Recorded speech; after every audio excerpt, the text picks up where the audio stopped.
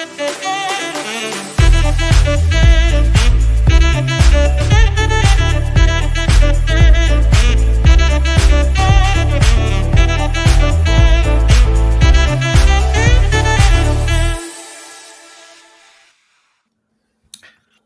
how are we feeling about the that new Inter Miami kit? Potentially.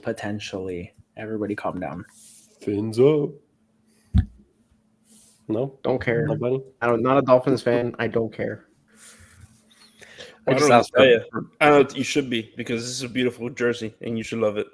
No, I just asked for the pink stripes instead of the orange stripes. I love the Dolphins and all that, but the pink stripes would have been nice. Jerseys have never gotten me going. You know, I'm more of a product on field kind of guy. Oh, love that. Perfect. We'll discuss both. We'll discuss both today. Welcome to the Heron Heads podcast. My name is Julio, and I'm joined today by some friends and fellow Inter Miami fans, Dave, Chris, and Jose. And on behalf of the guys, we want to thank you for joining us for episode 73 here on the Heron Heads podcast, your first stop for all things Inter Miami. For those of you watching live on YouTube, thanks for stopping by, and be sure to hit the like and subscribe buttons if you're enjoying the show. Also, be sure to hit the like and subscribe buttons if you're not watching live, but you're watching at a later time on YouTube, because that would be super awesome of you. Huge shout out to our chief Heron Heads, Matias, Chow, Abu Ava, and Marivi. Thank you so much for your generous support. And if you are interested in supporting us on Patreon, you will find a link in the description wherever you are listening. You will also find a link for our merch store for awesome merch like what Chris is wearing.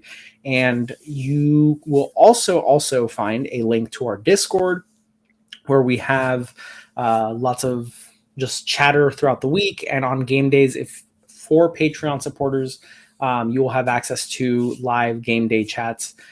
Basically, our group chat now open to you for those people that are Patreon supporters. So if you don't want to support us on Patreon, that's totally cool. But if you do, you got access to extra cool new stuff and ways to interact with us. And lastly, before we finally get into it, next Saturday, May 11th, we will be doing a watch party for the Montreal game at Unbranded Brewing. So if you guys are in the South Florida area, or if you want to fly in to hang out with us, by all means. So we will be at Unbranded Brewing May 11th for the Inter Miami Montreal match to do a watch along. We hope to see some of you guys there. And with all that said, let's get into Inter Miami versus New York Red Bulls Part 2. In the first matchup against them, we got absolutely demolished 4-0. Lewis Morgan had a hat trick, of course, and it was the worst loss this season, I would say. It was pretty demoralizing. It was a rainy day in New Jersey, and it was not good, Bob. So how do we feel heading into this match? Because we have been riding a good run of form. So how are we feeling right now? Was that the worst loss in the Messi era, or no? I want to say it might have been. Probably. But Messi wasn't playing, so it doesn't matter. I was saying Monterrey, just because. I guess. But anyways, I'm excited. You know why I'm excited? Because it's a whole new game. Different players are playing. Messi's playing. Messi and Suarez up there alone just changed the whole dynamics of everything. And it's not going to be raining, hopefully, knock on wood, right? It's raining. It was cold last time. Yes, both teams had the same elements to deal with, but it just sucks. It sucks to play in that weather. And it's just a whole different game. I put that game beside us. Tata played, I think, like a 3-5-2 or some crazy formation at that point. I think he's settling into his 4-3-3 with the proper personnel. And who knows? We have Cello this time. We may see more of Rojas, which is a nice addition, as we saw last match. Hopefully he keeps it up, contrary to all the comments that we've heard about him. But yeah, different match, different players, different formation, just completely different. I'm not even worried about what happened last time. Yeah, I totally agree. We did, in fact, play a 3-5-2 with Suarez and Campana starting up top. We had Alba on the left, who will not be available. We had Robert Taylor on the right. So now we have Cello, like you mentioned. And then the midfield was Sunderland, Busquets, and Gressel.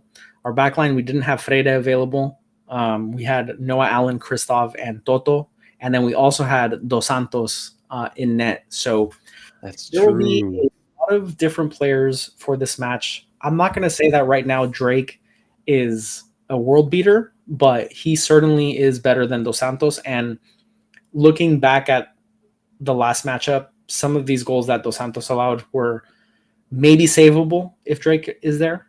Maybe not. Who's to say? But overall, the team will look much different. Tata, I agree, I think is realizing finally that a 4 at the back formation, 4-3-3 type, 4-4-2 diamond is more appropriate for our personnel. And yeah, this match is going to be completely different. And just adding Messi into our side completely changes the dynamic of this game. It changes completely what people, what other teams have to do against us and what it allows them to do. It bogs down their freedom to play because they're so focused on where is Messi, how do we stop Messi? We're gonna put 4 guys on him. It changes everything. So just Messi alone changes that, but having a proper right back also helps, and having Negri available on the left to step in for Alba, who will be unavailable. It's a bit of a downgrade, but Negri has his own strengths. So it's going to be a totally different game. I'm not too concerned with the last matchup we had against them.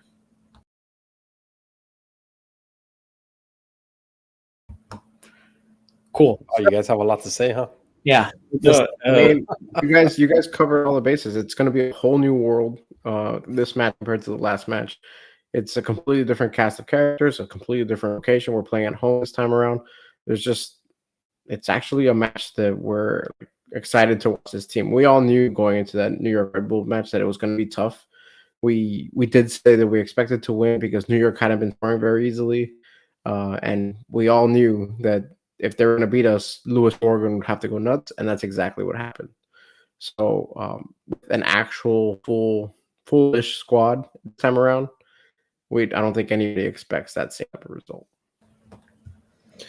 yeah, we're not going to have Noah Allen on the pitch. I mean, I don't know. That's the thing with Tata. Who knows?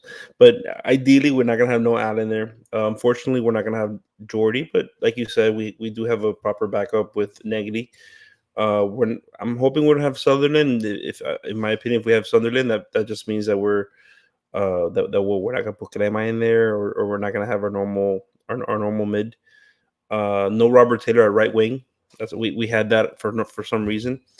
Yeah, and I'm hoping to have Messi playing. I don't see why he wouldn't play. So, with all that being said, it's hopefully not going to be raining like it was the other day. So it was a lot going on for us at that time that it was meant to be, right, to just collapse the way we did. But I'm interested to see how we respond to Lewis Morgan, because I don't know if you guys have seen, but he's continued his pace. He's doing pretty well. Well, not the pace he did with us. We kind of got a hat trick hero. So I don't see any issues there. I don't think he can't do that again. There's no way he'll do that again. Do it again, Lewis. I dare you.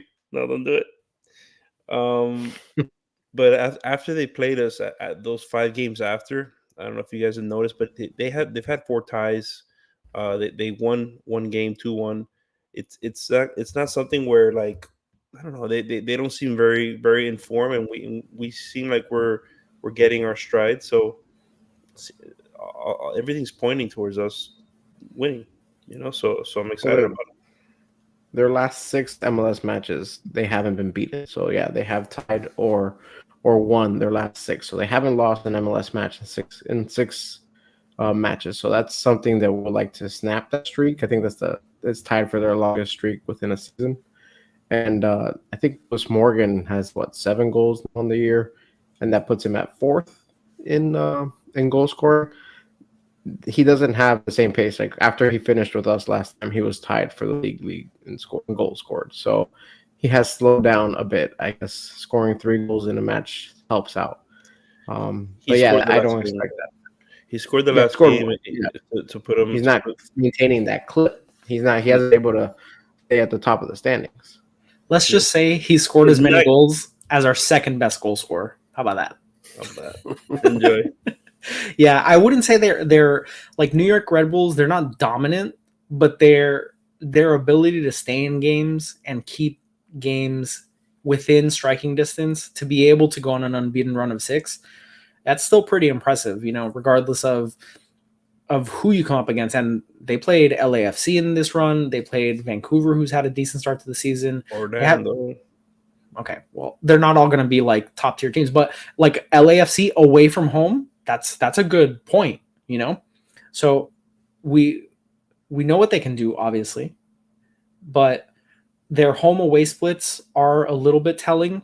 At home, home and away they've scored 7 goals total, but away they've played 5 matches. Home they've played 4 matches, but they've conceded just 2 goals at home, while conceding 8 goals away from home. So that's where the big difference comes in.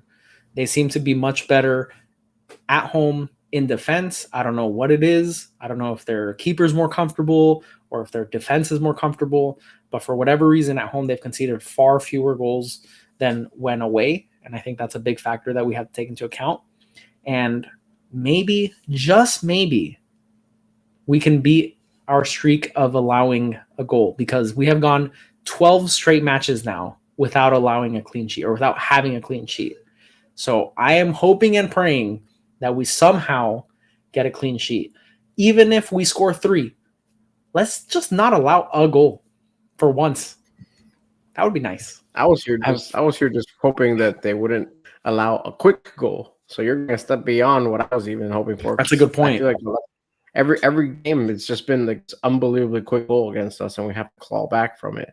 I was just hoping for us to score first, let alone have a clean sheet.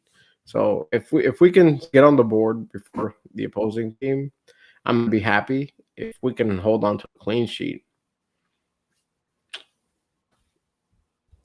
I don't have too much confidence in that, unfortunately. We played against the worst team in the MLS last week, and we still allowed a goal in 37 seconds. So my confidence level isn't there right now. I still do like our defense. I know everyone loves to hate on the defense and whatever, but they've been playing solid. They keep playing solid. Yes, they allow mistakes, and that's part of their job, right? But if they could really minimize that, and Drake can minimize his bonehead mistakes like he did this weekend, we may be able to do it, but the confidence level isn't really there right now. But we'll see. It could happen. Just the Red Bulls, like Julio said, they're not a pushover. They're we can't come in here and say Red Bulls suck. We're gonna beat them. We're gonna smush them, whatever. Because we're not. I mean, it's gonna be a good match. They're, I think, 3rd place in the East right now. Yes, they've only won 1 in the last 5 or 6 games, but they're still tying. They're still keeping up with a lot of good teams. So we got to put some respect on their name and really go out there and play. Yeah. I'm not all that confident in keeping a clean sheet. I'm just hoping and praying, keeping my fingers crossed, because I'm with you, Chris. Like I look at our defense and I look at our defensive record, and I think it's so misleading to the level of defenders that we have. I think it's just so many. I don't think it's all on them. Like I think so many times it's giveaways. It's them being put in really tough positions. We talked about in our recap episode for the Revs game, like when Drake plays the ball at the back, or this might have been even in our Discord, but when Drake plays the ball out the back, like when he plays out and plays a long ball, 9 out of 10 times, if not 10 out of 10 times, it goes straight to the other team. And that immediately puts pressure on the defense. And the midfield, same thing. Like when they're trying to play and pass around the press, so often we see them giving the ball away and putting the defense in bad positions. And that just magnifies when the defenders make a bad play too, because they're already under the gun with all these other mistakes. So when they make a mistake, it's just another on this pile of mistakes. yeah. And another factor for the mistakes is, I think, a stat. I don't know if you guys talked about it last episode, but I know we've definitely said on Twitter and on the Discord that we have the most 27 or 28 starters in this MLS season. So that, like, the new bodies coming in and out and it's very hard to really get chemistry in the passing and knowing where everybody's going to be, and that leads to mistakes. So that's another factor as to why we can't seem to get it right in the midfield and then in defense as well. So, and another throw in there is Calendar apparently doesn't know how to speak much Spanish, and the entire back line is pretty much mainly Spanish speakers. So losing Yedlin in that sense kind of hurts, because that was probably his main communication in the defense. So I don't want to make excuses, but that seems to be a factor, is what I want to say. Not an excuse, but some kind of explanation. I think that's a very valid factor. We've spoken about it a couple times in our group chat, in the Discord, and I think that's valid, man. Your communication with your backline as a goalie is very important to position them correctly. And if that communication isn't there 100%, yes, in the interview he said he uses one word in Spanish to tell him this and that, and it's kind of an awkward interview. If anyone saw it, if you haven't, go check it out. It was a little awkward. But yeah, he uses like one word in Spanish to communicate with him a lot, and that's not great. It's not great. Yes, you can use one word technically to tell them to go somewhere or cover a certain area, but it's not the same. It's not the same without being fluent with them. So it's not an excuse by any means, but I think, like David said, it is a factor, and it is probably something that doesn't help at all. Definitely. What's the word? I don't remember. He couldn't even say it, I think. I don't think he could even repeat it. He said it, and he was like, no, he was confused, and then I don't remember. Maybe someone in the chat says. And on top of that, Drake's weakness already is passing and like his technical ability. So it just like extrapolates it when he's unable to communicate effectively with a full Argentine backline, which is what we probably will roll out with Negri, Freire, Toto, and Chelo. So it compounds the issue. Drake is more well known as a shot stopper than a technical player. He's not going to like do a pirouette carousel around, these players that are running at him.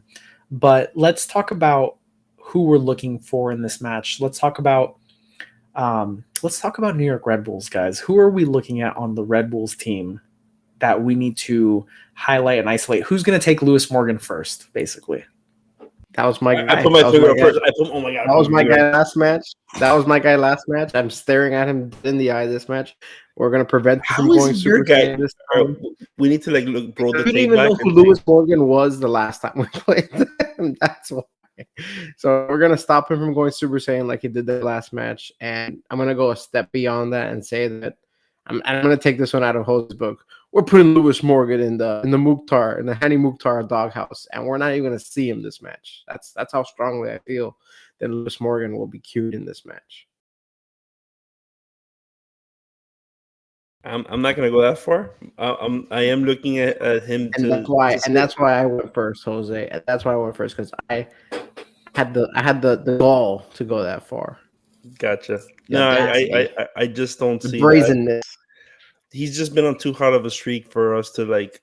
Where Mukhtar, I feel like he's more of a distributor. I feel like Lewis Morgan is the guy that they rely on to score, and so if we're able to, I think we might have a clean sheet. How about that? I think if we're able to put him in the Mukhtar doghouse, I think that we would probably shut him out, because it's either him or it's their other guy, the midfielder, his Forsberg. Was it? Is that Forsberg? Yeah, that's right. Emil Forsberg. So it's either one of those two guys, and Forsberg is more like their distributor more than anything else. So if we're able to put, which typically I feel like in this circumstance, we'd probably put Forsberg in the doghouse more than Lewis Morgan, right? Because Lewis Morgan is more the speedster. He gets around our slower defenders a little bit better than anyone else. But yeah, I'm excited to see.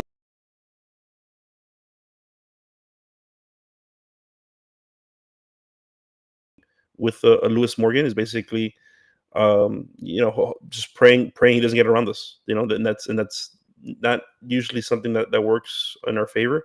Although ever since we got rid of Yedlin, I feel like we've been able to get a little bit of traction with those speedsters. Yeah, so it is important to note that although we went into that match with a lot of players missing due to international break, New York was also missing quite a few players like Forsberg, and they were also missing Tolkien, who I'm going to highlight now that you guys have taken Forsberg and Lewis Morgan. Chris, you can look up and down their roster a little bit more while I talk about Tolkien.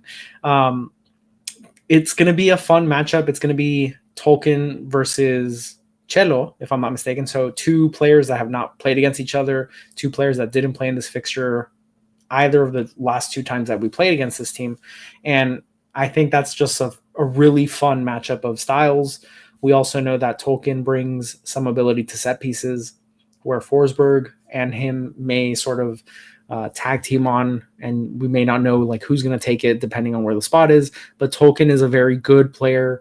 He was called to the U.S. men's national team, might have been the youth team, I don't remember. But he's a very promising young American player who is a danger man for them. And, you know, he had a sort of a breakout campaign last season, and he's been okay this season. He hasn't, you know, done anything crazy. If you look at like his SOFA score match ratings for the last, I don't know, month and a half, he's middling. He's between, you know, the high sixes, low sevens, nothing crazy, but also nothing awful. So, you know, he brings a consistency and brings some playmaking ability, like a very low level Alba, let's say. Like he provides some playmaking ability, obviously not to the level of Alba, but he's another option in developing plays for New York. Totally off of what you guys were talking. Chris, you're on mute. Yeah, awkward. So right now what we're doing is I'm just gonna change the subject altogether. Like I usually do, just throwing in facts, and then you guys continue rambling about something else. So after we've played Red Bull, did you guys know we've been on quite a tear as far as goal differential? We're up there. We've scored 13 goals. We've allowed 7. So it's nice. It's a nice little six goal differential. And like I said before, their goal differential is like +1 ever since we've like played them.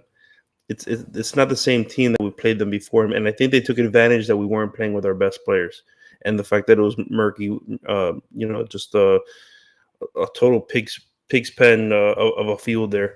$149 is the cheapest ticket to get in, just so you guys know, in case anybody is interested. And we are your betting favorites, -130.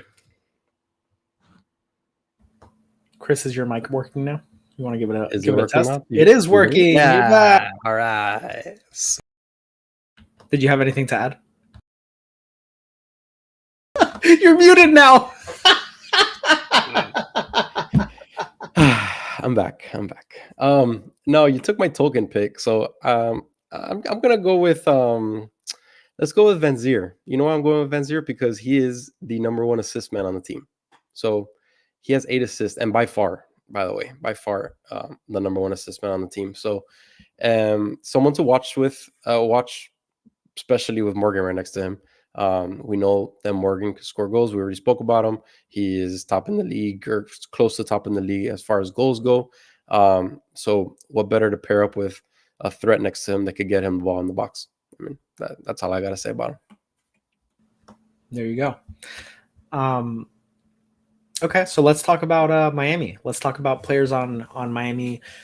You know, I always say don't talk about Messi, but we can talk about Messi a little bit, but also what other players are we interested in seeing this match? I'm interested in watching Keremaski just continue what he did in the last game. I'm excited because I'm kind of hoping. It's funny, yeah, exactly. Like I was literally going with that. We're Gresso. I feel like he's played every single game this year, right? I feel like it's just the game to like let him like relax, you know. Just I think we're gonna have them beat. I have the opinion that we're gonna beat them, and it's just one of those things where I think we're better off without him playing, and just getting better to his proper form. I loved what I saw from Keremaski when he got into the game. I know that we consider him like a super sub, and he's great coming off the bench, but I kind of want to see him continue that magic with Messi. He's been proving to us all that he has some kind of chemistry there that we have, you know, can't get enough of. Every time they're together, I feel like they're scoring, you know. So I want to see more of it. True. The way that Kremaski plays with Messi, it's not something that you see from anybody else on the team. Suarez, of course, has that feel with him. Alba, we haven't seen it lately, but of course he's been hurt. But even those last few games that they played together, you didn't really see that connection as much as we had seen it before. But the way Kremaski, it just seemed to be in the same mind with Messi, and it's fantastic, and it's something that you need. But yeah, I am nervous about whether or not Tata really wants him getting starters minutes. I think with the injury coming back from, I think he does feel like he's just the best thing to come off the bench. Whether I agree with that or not, I don't know. But it's not a bad plan just having him come off the bench.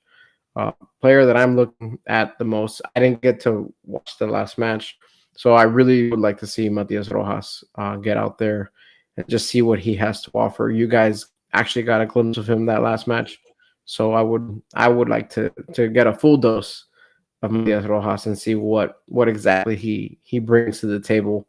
I did see one highlight where he was part of a scoring play, so hopefully we can see a lot more of that in this next match. I have to stop letting you guys go before me because you took my guy now. So I'm going to have to pivot. And you know how I'm going to pivot to? Jose's favorite player on the team, Robert Taylor. Now I'm actually hoping to see Matias Rojas start over him in the left wing because like David said, I like the chemistry that he brought towards the end of the game. It seemed like he just meshed really well. Kind of like what we saw with Chelo, that he meshed very well with the team right away. But I'm not going to go that route because David took him already. So let's go with Robert Taylor. He had a very, very nice game last match. Now, we've spoken about plenty of times the hot and the cold player that Robert Taylor is. So what are we going to get this week if he does start? We're going to get the hot Robert Taylor, the cold Robert Taylor. He had a hot game, so maybe we see a cold Robert Taylor. I'm hoping we don't just because we're talking about chemistry with Benja and Messi. He also has very, very good chemistry with Messi. Again, it's not every match that we see it, but when we do see it, it's beautiful to see. Messi did get pissed off at him last match for a bad pass that wasn't horrible, it just wasn't perfect. But yeah, I want to see him really connect with Messi again. I want to see him connect with that front attacking line and hopefully score a goal this weekend. So this is very much contingent on what the starting lineup looks like, but I'm actually interested in seeing David Ruiz, who started in place of in Diego Gomez's spot, essentially. And he had a decent game, didn't do anything crazy, stayed within himself, which is always what we like to see, especially with these players that have super high energy. Last match, he actually had 92% pass accuracy, 48 out of 52. He won 4 out of his 5 dribble attempts. He did lose possession quite a bit. He lost possession 13 times. But I think he did okay. It wasn't the same level that we were getting from Diego Gomez, but he did good. He did good. And I think it's a big opportunity for David Ruiz, who has this spot open to him. And I don't think we're going to see Crema start because he is like really good for us off the bench. And as much as I love Crema, Lord knows I love him because he is just so fun to watch and he interplays so well with Messi. Show me your cards. Mucho Crema. Wow. I didn't think you had it like that. I love that you had it locked and loaded. It's right there. It's almost as if you practiced it with Jose beforehand. That's right.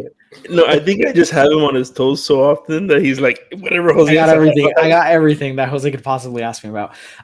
But so I just think Crema is so good off the bench for us. High energy, changes the speed a little bit, and just makes it more dynamic. Like Inter Miami sometimes can bog down with the creativity, and he adds that element of like flair to the attack that we don't get with a lot of these players.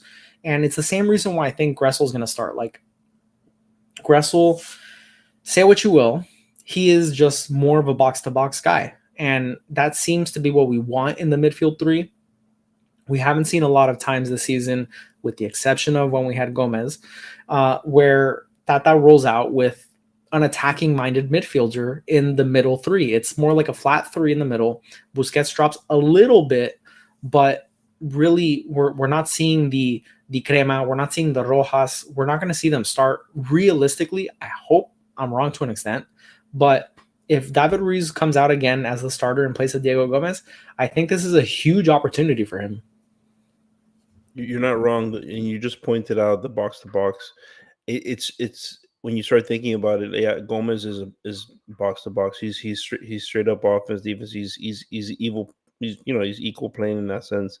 Then you look at the other side, Redondo before he got injured, same exact thing. Busi, same thing as well. You're not Cool. This is going great, guys. Good job. Last time it was me. All right, let's get Jose back in there. You were saying? What? I agree. You better watch that. Oh man! So you were talking about Redondo and basically the box to box and how. Oh, you didn't hear that? Okay. No, basically we're looking at Redondo. We're looking at Gomez. It's literally the same kind of guys. That Gresso he's kind of a clone in that sense. So he doesn't do what they do, obviously, but that's what he tries to do. And I think David Ruiz is more of that blueprint rather than Kramaski and Rojas. They're more distributors, more offensive minded, and we probably need somebody to come back and help on defense. Yeah, I do think it gives us a lot of options for that left wing position. Taylor obviously is back, and he played really well last match. So I don't think he gives up that starting spot, but it gives us some flexibility, which is what we had for a fleeting moment in midfield before everybody got hurt. And, it's good to have options like that. It's good to have especially attacking options because we know defensively, in all likelihood, we're going to allow at least a goal, but it's good to have attacking options to come on and either pull us out of the hole or extend the lead that we might have or give us the lead if we're tied. It's good to be able to bring on creative players.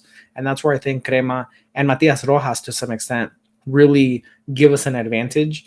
And I mean, right now, Inter Miami is playing with the mindset of the best defense is a really good offense because we have by far the most goals scored, if I'm not mistaken. Like we mentioned in the review or the recap of the New England match, we have 2 of the top 5 or top 4 scorers in the MLS, and that's sort of our modus operandi right now. Like, just score more than everybody, and everything's fine. It might not be the best strategy, but right now it's a winning strategy. Julio, I want to go back to David Ruiz real quick because you guys know that I love David Ruiz. He actually, funny enough, earlier today when we were watching Champions League, I forgot who it was that had the most successful dribbles ever in a Champions League match, whatever, at 12. Yeah, 12. So I'm like, oh, that's interesting. I want to look at the last Inter Miami match, see what the stats were with that. So I looked it up. David Ruiz did have the most successful dribbles, 4 out of 5, I think it was. And then I'm like, oh, if he's that, I mean, Messi has to be like at 8, 9, 10, right? No, he only had actually, I think it was 1. I have it right here. 1 second. That's not fair, though. That's not fair. I'm just saying. David Ruiz is better than Messi. Dribble attempts, 5, 2 successful dribble attempts for Messi. And I'm like, oh, Messi has way more touches than David Ruiz, right? Has to be, right? It's not. David Ruiz has 73 versus 72 Messi. So I'm not saying you're allowed to love David Ruiz. You don't have to shit on Messi. I'm not saying by any Chris means is definitely that guy in Messi. this podcast that always downplays Messi's greatness. God. That's David, everybody. That's David. I'm not saying by any means. I don't know what you're doing here, Chris. I don't know what's happening right now. Do you even like Miami? That David Ruiz played well. Who doesn't live in Miami-Dade County in this podcast? He's a Panther fan. The Messi hater. What can I say? Where's my David Ruiz isn't a bad option. What I'm saying, overall, David Ruiz is not a bad option. Did you just say that Messi was a bad option? Why are you saying that? Why are you saying such bad things? Does he even like football? Guys, everybody, leave your comments on there. What a horrible fan David is, and then he's a Messi hater. And Jose has a Ronaldo jersey. Leave in the comments. He's just lashing out. Leave in the comments who you think the biggest Messi hater of the 4 of us is in the comments. Just drop a name. Our names are all right here in this middle area. So just put in the comments who you think the biggest Messi hater of the 4 of us are. given the evidence. You would say Messi has 22 goals, but Higuain has 29. Never live up to that. There you go. Messi is. Oh, here's a question for you guys: is Messi gonna pass or catch up to Campana's goal scoring mark with Inter Miami in this match? Campana has 24. Messi has 22. Is he gonna catch him in this match? Yes. He's gonna pass him. Oh, you're Hat-trick, saying hat hat-trick, trick? What's wrong with you? Jesus, you're so hot and cold. Yeah, just You're like I Robert hate Taylor. Messi. He's gonna score a hat trick. Yeah, but David Ruiz would score 4 goals if he had the same opportunities. Goal prediction 7-1. 4 goals Ruiz, 3 goals Messi. So let's just roll right into the predictions. So is Dave Stradamus in the building? Yep, he's here.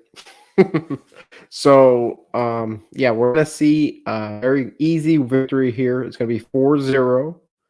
We're going to put Lewis Morgan in the Hani Mukhtar doghouse. Messi will not score a hat trick today on this match. I'm sorry. We want to see it really badly, but it's not going to happen. Not in this one, just because of the flow of the game. But yeah, it's going to be a 4-0 match. We're going to finally get that clean sheet from Drake Callender. He was my secondary man to watch. So if I wasn't able to get in front of Jose if it wasn't for me to get in front of Chris with Matias Paz, I was going to say Drake Callender, and he's not going to have that big error. It's going to be great.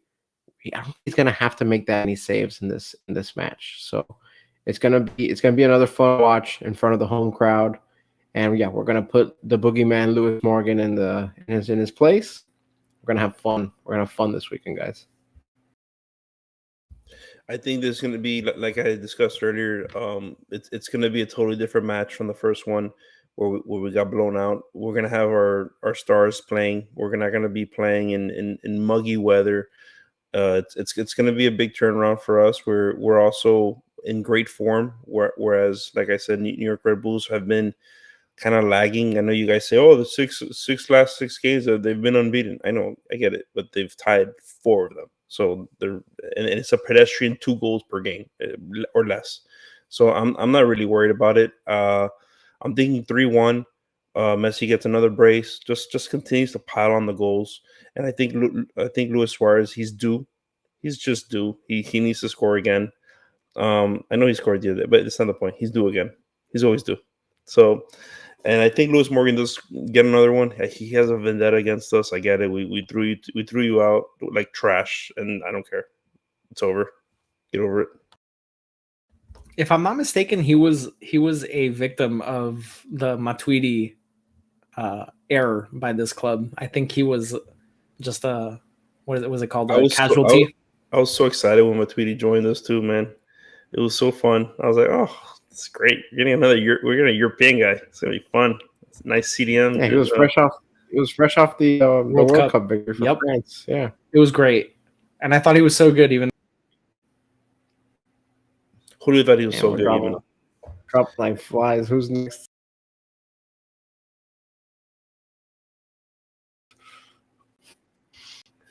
Yeah. All right. So you thought he was good. What were you saying, Julio? Julio needs a new computer. Yeah. And now he's muted. Now you're muted. So I'm going to go with my score prediction while Julio figures his things out. I'm going to go with a 3-2. I said earlier, Robert Taylor needs to have a nice game. He's going to get a goal. Messi's going to get a goal. Suarez is going to get a goal. And, yeah, it's going to be a rough one. It's going to be one of those that were there till the very end, kind of clinching and waiting. But we're going to hold on to the 3-2 lead and ride off into the sunset. And I hope Can you hear me? It's not 3-2. Hello? Yep. All right. Yeah, I was saying Matuidi, I was so excited, but then he was just very average. And then also we got him against the rules. So it all sort of blew up in our faces. Tata is running this. Yeah, he's our IT professional. And he set our systems up in a 5 at the back. And that's why everything's falling apart. Just glanced at him, and I showed him that we're having issues, and he's just wearing an orange vest, and he has an orange cross. I don't know what to tell you. And he's wearing the orange vest because he's cold. That's right. And we've gotten towards the end of the episode, and he hasn't subbed anyone in yet, and everyone's our servers are frying left and right. We're tired, and we're all tired. It's just brutal. It's brutal. I'm gonna go with a 4-1. I think our our form right now in attack is we're so hot right now. So hot. The Hanson's so hot. We're so hot right now. And I just think right now we're seeing the Messi Suarez sort of like peak powers with where they're at right now. I actually expect Robert Taylor to get on the board this one. He came on so strong back from injury this past week. I really think we're gonna, and I'm hopeful that we see finally like a hot streak, because yes, he is a streaky player, but he's been kind of cold from goal scoring perspective. My goodness, now Chris drops out again. So I think Robert Taylor's due. I think he gets on the board. This is brutal. This is brutal. We gotta get out of here. Tata, what are you doing back there? So I think Robert Taylor gets on the board. I think it's just inevitable that we allow a goal. I don't have enough. I wish I had confidence, but I don't have enough confidence in any of these players to not make a mistake that's just going to put us in a bad position again. And Lewis Morgan is a very potent attacker. It wouldn't surprise me if we allow another one semi-early, within the first 20, 25 minutes. I'm hopeful that we finally change that bad habit of ours, but I think it's just inevitable that we allow a goal. So I have Robert Taylor scoring one. I have Suarez with a brace, and I have Messi adding one. Messi right now is in such insane form. What is it? 5 straight matches that he has a goal contribution of at least like a goal and an assist. So I think Messi's he's too on his game right now to be stopped by anyone in this league, and probably by anyone in the world. So I think it's just inevitable. We're going to outscore our opponent, and Miami's going to walk away with 3 points and feel really good about a revenge match that's been a few weeks in the making. Did we actually say score? I know I said 4-0. Did everybody else give scores? Yeah, I had 4-1. You had 4-0. Jose had 3-1, and Chris had 3-2. And Chris is muted eternally, so he had 3-2. Great. 3-2 for Chris. So, well, Chris can't add anything because he's muted. So I'm sure he had so many things to say. This is just devastating. And maybe hop on the Discord and you can hear go. Chris's closing thoughts on the Discord. Yes, yeah. Big game about to kick off. That's right. Big game about to kick off right now in the CONCACAF Champions Cup. Columbus versus Monterrey, second leg. Columbus won the first leg 2-1. Huge match right now in Monterrey, so that's going to start up soon. So we're going to rush to get this episode up on all audio streaming platforms. And I don't know, maybe play some clubs, Jose. Who knows? But we will be live post-match on Saturday. The match is at 7:30, available on Apple TV. Oh, also, anyone that doesn't have MLS Season Pass on Apple TV, they did come out now with a promotion for the remainder of the season that it's discounted. I think it's $30 off the usual price. So if you're interested and don't have it, go ahead and lock that in now. Is it $79? I think it is now. No, it's $69. It's $69 instead of $99. Great job. Okay, fantastic. Great. 5 years old over here. So the MLS Season Pass is discounted. So if you guys haven't gotten it and want to get it or are interested in getting it to watch the Inter Miami game, now's a really good time. And March 11th. Yeah, March 11th on Branded Brewing. Join us for a watch party against Montreal. And should be a good time. Should be a good time this Saturday. And we hope you guys will join us for the post-match reaction. And for now, that's it from us here on the Heron Heads podcast, your first stop for all things Inter Miami. Thank you so much for joining. Hit the like and subscribe buttons, and we'll see you next time.